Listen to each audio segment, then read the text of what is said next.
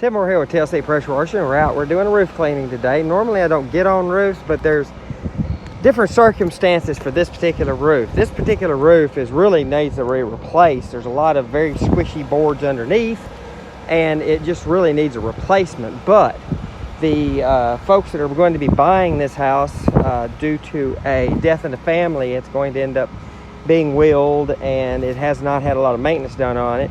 What we're trying to do is we're trying to get it looking good, so when they get their appraisal done, the appraisal, gets a pretty decent appraisal for the purchase. So as you can see, I've sprayed right here, and this is the blue-green algae is starting to disappear, and of course this has not been sprayed.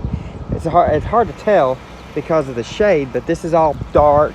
There's a lot of that blue, not only blue-green algae, but lichen. There's lichen right there. There's another form of algae right there.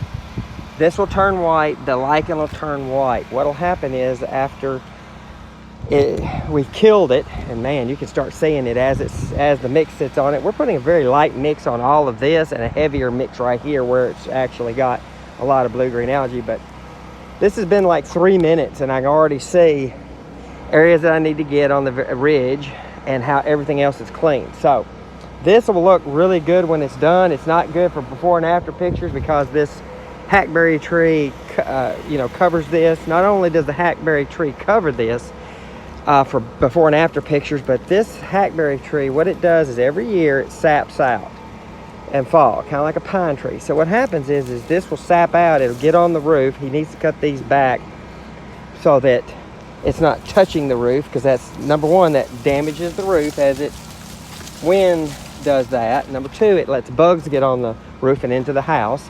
So this really does need to be cut back. But either way, it's going to sap out, it's going to hit the roof, it's going to leave a sticky substance, tar-like substance on the roof, which is going to attract dirt. So this will always be an issue here, and there every year. But we can at least get the front of it looking good. We can get it looking good for a while and go from there. But when I'm spraying, I've got a thickening agent, and what I'm looking for as it comes down is that brown tint, that light brown tint. That brown tint is the blue-green algae dying, and I'm really looking for the brown tint right there as it comes down. So I know the blue-green algae is dying, and when we have a rain later on this week, this is going to look like a brand new roof. But anyway, that's what we're doing today, helping these homeowners try to get it ready